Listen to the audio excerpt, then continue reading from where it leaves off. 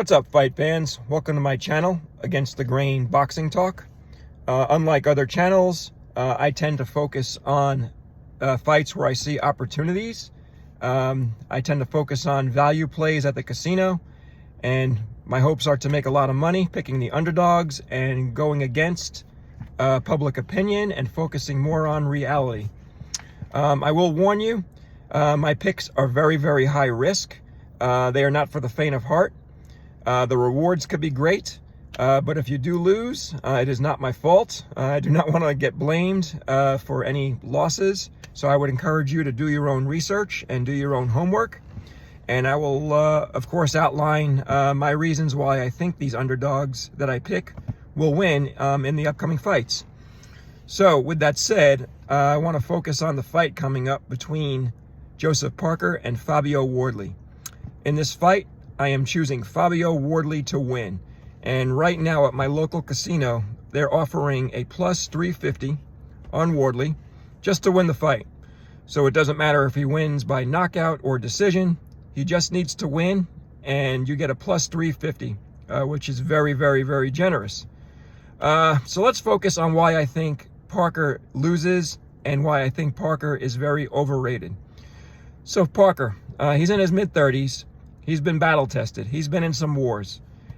He was in a war with Joe Joyce, a fight which he got knocked out. And he's also been in a couple of fights with Derek Chisora, where Chisora knocked him down in their first fight. And then he was in there with Dillian White, which he lost. He lost against Anthony Joshua. And I also wanted to focus on his last 3 fights, which I believe are very overhyped. So if you look at his fight 3 fights ago against Deontay Wilder, we could all agree this is not the same Wilder that was knocking people out left and right while he was in his prime. Wilder was in a trilogy war with Fury, which I think totally diminished whatever he had left in the tank when he fought Parker. So I would think we would all agree that this is not the same Wilder. And then if you look at the fight after that with Zhang. So Zhang, a powerhouse, but again, fighter in his 40s, way past his prime as well. And Zhang just didn't have enough gas in the tank to finish the job, although he knocked Parker down twice. Had Zhang had a little more gas in his tank, he could have finished him off the same way Joe Joyce did. Look at the last fight, Martin Bakole. Again, we could all agree, this was not a prime Bakole. This was an overweight, underprepared Bakole who came in, did have some success against Parker, but ultimately got knocked out by a punch. So that's why I believe his last 3 fights were overhyped. I encourage anyone in the comment section to tell me what Parker does exceptionally well. I just think he's an average, good heavyweight who just seems to be at the right place at the right time in his career, even though it's most likely at the tail end.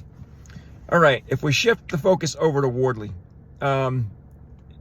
he has power, I would argue, as equal as Deontay Wilder, as equal as Yele Zhang. He has one-punch knockout power. And I think he could definitely do the job against Parker, even if he's losing rounds in the beginning. Wardley, he's undefeated. The momentum is going his way. He's hungry. He always pulls it out, no matter what. Wardley has a great trainer, and he will be well prepared for this fight. And I don't see how he is a 350 underdog at this moment. So I believe Wardley does it. I don't know how he's going to do it. I don't need to know how he's going to do it. But my advice, my pick is Wardley, take the 350 and make a lot of money. And then you can thank me in the comment section after you win. That's all for now. JB signing off.